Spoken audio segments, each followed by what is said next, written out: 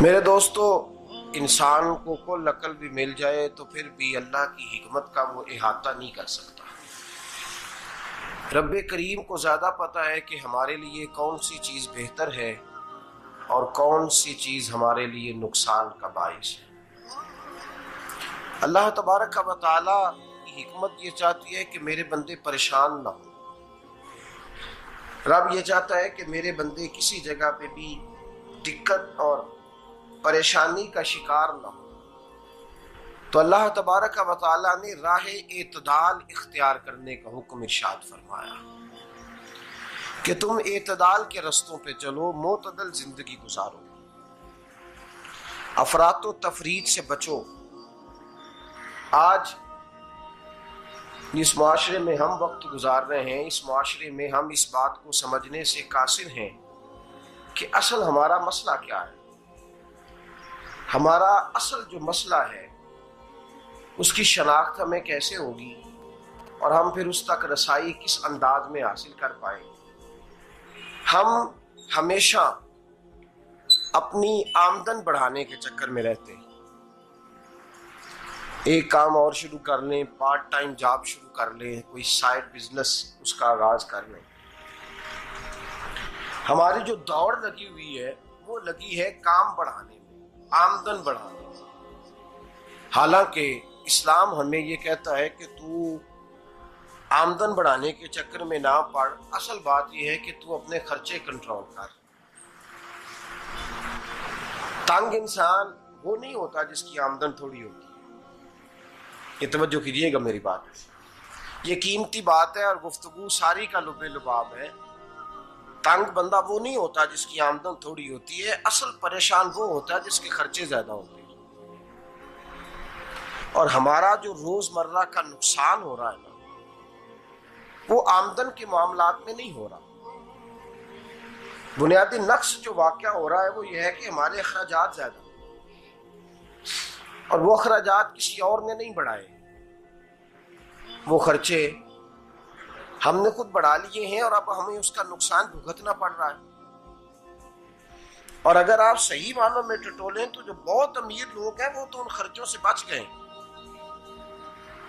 میں نے بہت سارے ایسے ختمات میں شرکت کی ہے، میں بہت ساری ایسی جگہوں پہ گیا ہوں کہ جہاں لوگوں نے بڑا مختصر سا ختم دلایا ہے تو ہو گیا ہے ختم۔ ختم کے معاملے میں کب کسی نے پابندی لگائی ہے کہ اس میں 200 آدمی شریک ہوگا تو تب یہ سال ثواب صحیح ہو سکے گا؟ کون کہتا ہے؟ یا شادی کے موقع پر اگر سارے بہن بھائیوں کو نہ بلایا گیا تو میری شادی پایہ تکمیل تک نہیں پہنچے گی، اس میں برکت نہیں ہوگی، یہ کس نے فتویٰ دیا ہے؟ معتدل زندگی کا اسلام حکم دیتا ہے۔ میں پڑھ رہا تھا کہ ایک بہت بڑا صدر ہے، غالباً سوڈان کے صدر کی بات ہو رہی تھی، تو اپنے بیٹے کی بارات لے کے گیا تو 4 لوگ گئے ہیں بارات، اور 15 لوگوں کا اس نے اہتمام کیا اپنے گھر میں کھانا کھانے کا۔ تو کیا شادی ہو گئی کہ رک گئی؟ تو بھائی راگ الاپنا اس بات کا کہ بڑی پریشانی ہے، کوئی سائیڈ بزنس شروع کیا جائے فلان جگہ فلان جگہ فلان جگہ، تو اصل معاملہ یہ ہے کہ پہلے ایک بندہ کماتا ہے تو پھر بھی گھر ہی چلتا ہے، پھر بڑا بیٹا ساتھ شامل ہوتا ہے تو پھر بھی گھر ہی چلتا ہے، پھر منجلا بیٹا شامل ہوتا ہے تو پھر بھی گھر ہی چلتا ہے۔ جو رونا دادا جی رویا کرتے تھے کہ بڑی مصیبت ہے، بڑی مشکل ہے، گاؤں میں رہ اکیلے ہوتے تھے اور وہ 5 بچوں کو اور 4 بچیوں کو وہ پالتے تھے، تو جو وہاں پریشانی تھی وہی آج پریشانی شہر میں آ کر پڑھ لکھ کر موٹی تنخواہ لے کر وہی پریشانی ہمیں ہے۔ تو میں جس نتیجے پہ پہنچا ہوں اس کو پڑھ کے، قرآن مجید کی چند آیات کو دیکھ کر اور اس مفہوم کی جو حدیثیں کتب احادیث میں پائی جاتی ہیں اور ہمارے بزرگوں نے ہمیں جو مزاج اس حوالے سے دیا ہے، میں اس نتیجے پہ پہنچا ہوں کہ مسئلہ آمدن کا نہیں، مسئلہ خرچے کا ہے۔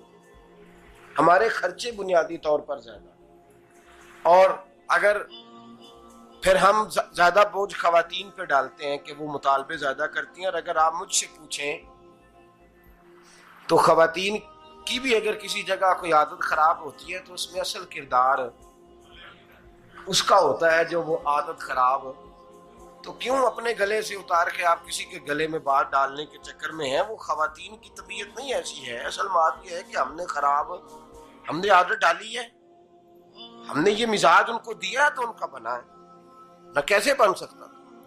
تو اعتدال جب تک زندگی میں نہیں ہوتا, پانی پیاس بجھاتا ہے لیکن ایک گلاس ہی ہو تو پیاس بجھاتا ہے, بالٹی کو منہ کو لگائے گا تو کپڑے بھگو دے گا اس کے. حالانکہ پانی بری چیز کا نام نعمت ہے نا بہت بڑی اللہ کی, لیکن پیالے میں ہی اچھا لگتا ہے. کوئی مٹکا منہ کو لگائے گا تو تانگ ہوگا, پیالہ ہی بہتر ہے اس کے لیے. تو میرے دوست, مٹکے سے بھی بعض اوقات کام چل جاتا ہے, لیکن اگر کوئی کہے نہیں مجھے دریا ہی چاہیے تو اس کا تو گھر بہ جائے گا, سارا گھر بہ جائے گا.